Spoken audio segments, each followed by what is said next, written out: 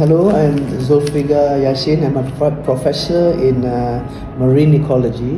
We are going to talk about the water crisis in Penang. There are several aspects of this water crisis. Anyone who lives in Penang would probably be affected. Recently, there has been a hike in water tariffs in Penang. But let me put that into perspective. Penang is still the cheapest state for water tariff except for Terengganu. But maybe we should put that into a better perspective.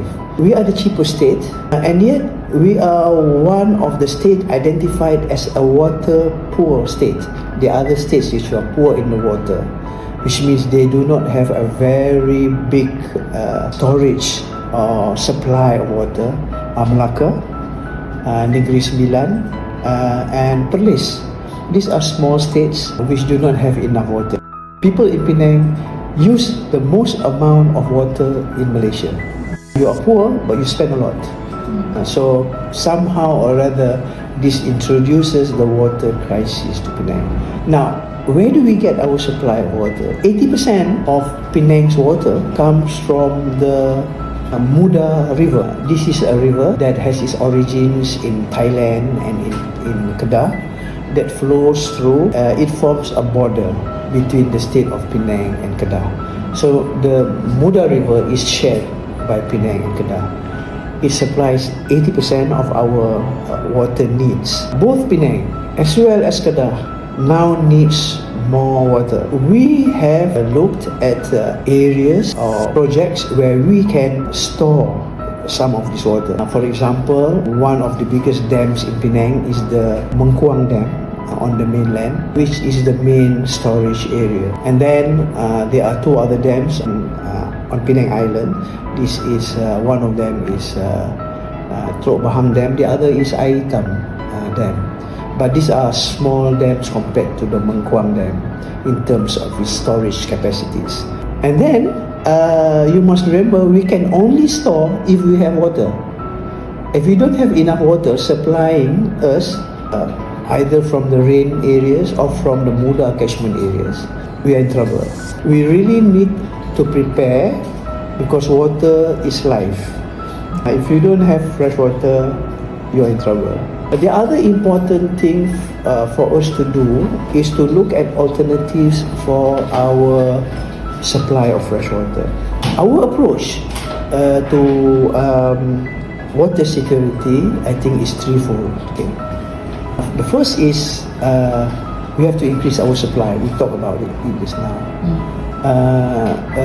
Then the second thing is we have to reduce our wastage of water. Okay. One wastage of our water is termed as non-revenue water. This is water that comes from the pumping station, but they are somehow lost along the way from that area to the users. Either there are leaks in our system, or people steal the water, or some other things. Maybe our metering is not accurate, so we have a loss. This is called non-revenue water. Malaysia's non-revenue water percentage is quite high. It's about for Penang, it's about 25%, but there's still a lot of room for improvement for non-revenue water. Thirdly, we really need to look at how we can recycle water. This is known as grey water. A lot of our practices are not water friendly in terms of its use. A contribution to a number of factors. Number one is that we have less rain. Now you have a shortage of supply. So rain, which recharges our streams, that goes into our rivers, and then where we pump our water from, is vital. So that's climate, right? So, and it will continue, I think, to be reduced. Number two, I think, is that cheap water means that people use more water and maybe less responsibly. If you look at the tariffs in the other states or higher tariffs in Singapore, you would think twice about wasting water because it's very expensive. And we in Penang is the industries which pay a high tariffs that subsidize the domestic use of water. I think for Penang, one of the most important thing is education, and it is important for us to be able to understand it from a very young age. I think it's time that we introduce awareness into water security and climate change, so that everybody is on the same page and understands its importance. Well, at the community level, there are several things that we can do.